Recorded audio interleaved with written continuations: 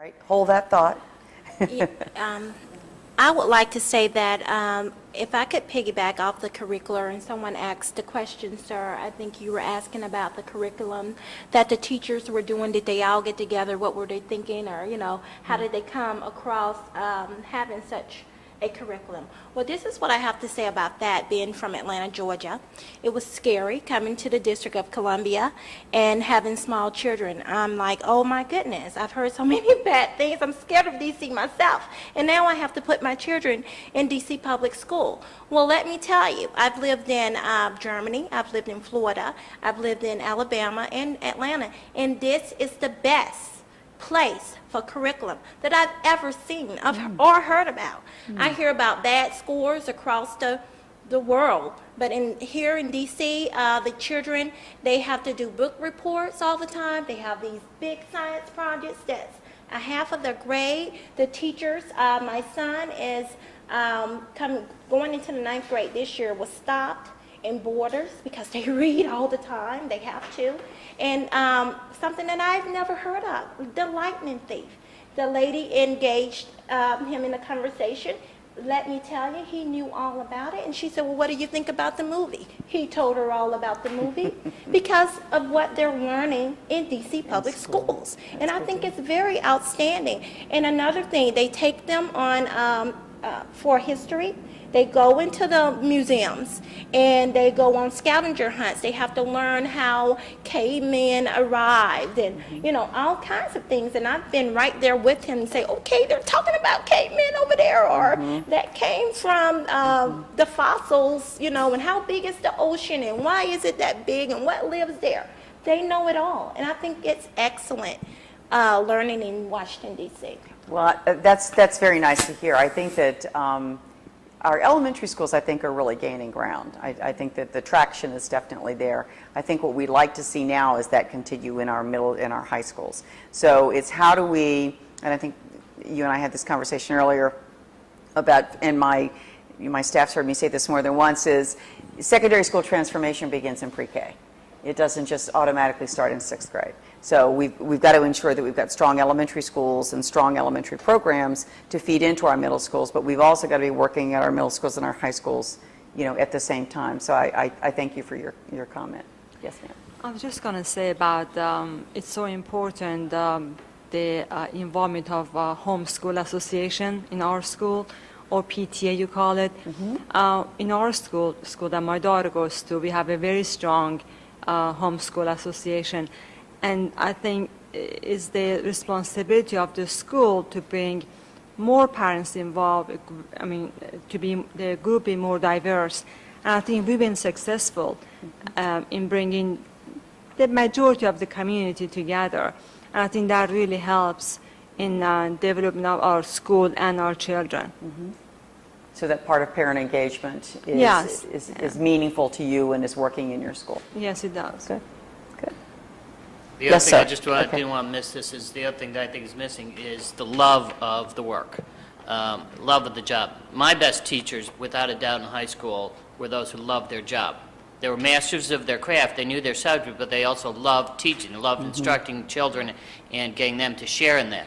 The teachers were there because it was a job, or they were there for whatever reasons. Those were my weaker teachers, without a doubt. And I would love to have more teachers at my daughter's schools who love their what job. they're You can doing. tell right away those Yeah. who love their job, Yeah, who you love can. what they're doing and are masters of their craft, versus those who are there, they're on the clock or whatever, and it's pretty obvious usually to parents.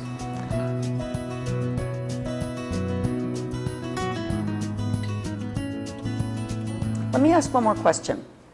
So before we wrap up a little bit, so you've talked a little bit about, and I'm so glad you mentioned that. Interestingly enough, you're the first group that's mentioned this thing about parents at the bottom missing.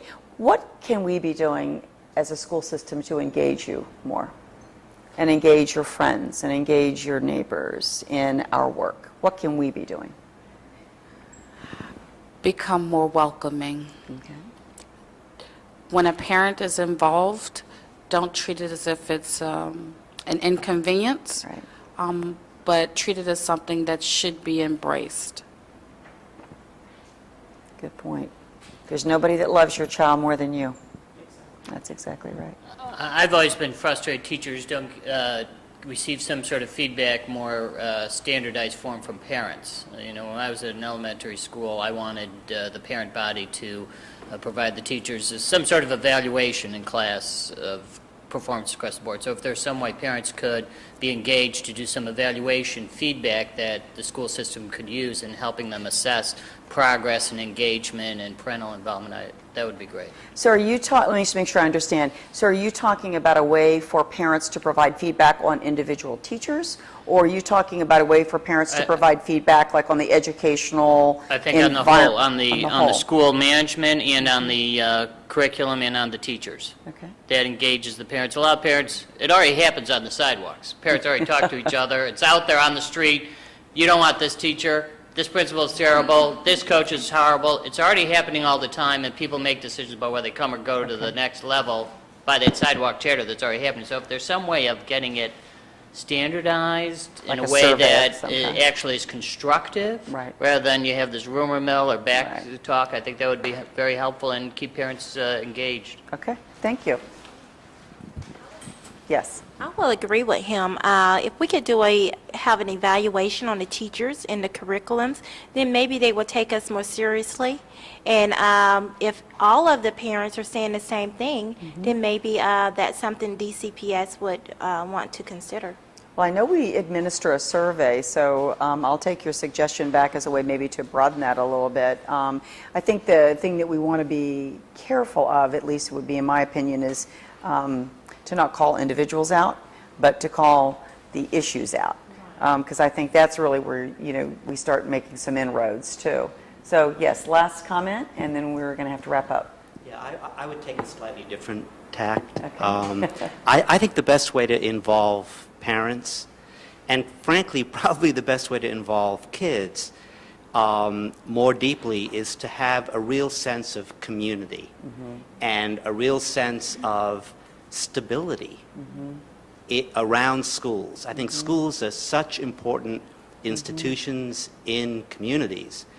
And I think that, you know, for a lot of good reasons, there's been a lot of disruption in DCPS, and, you know, maybe it was necessary, but I think that we have to kind of reestablish the stability, community, and working togetherness in the school system. That's a great summary. Thank you. And thank you for your time and your energy tonight. I'm glad that this is being taped because usually I'm writing notes at the same time I'm conducting these kinds of meetings. So I will definitely take your tape back to the team, and I really thank you for being as honest and forthright as you've been. Dr. Green? Thank you all very much, and thank you very much for coming tonight. I want to thank the parents. As we begin our quest to ensure that all of our students are successful, and as Ms. Wright opened the night with a document that is being, well, it is a strategic plan, as we're looking to prepare our children through academics, college, their secondary careers, and in life. And she posed 3 questions to us tonight. What really resonates with you with the document? What do you think is missing? And how can we engage parents? But we had so much great conversation, rich conversation tonight, and we want to make sure that you come back to Parent Chat so we can continue these conversations, because without these conversations, our children will not be successful. Thank you once again.